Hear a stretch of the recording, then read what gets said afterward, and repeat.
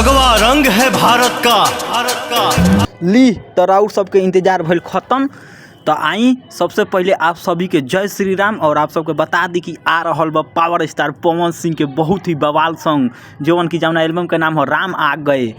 भगवा रंग भगवान का।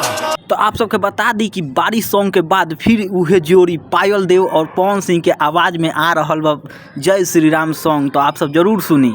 भगवा पहिर के नाचे भक्ता। और आप सबके बता दी कि अपनी धुन यूट्यूब चैनल से आ रहल बा बहुत जल्द गीत। और आप सबके बता दी कि म्यूजिक कंपोज पायल देव कइले बारी। बोलो जय श्री राम। और ये गीत के राइटर कौशल किशोर जी बानी। तो आप सब ये गीत के ज्यादा प्यार दुलार दी जा।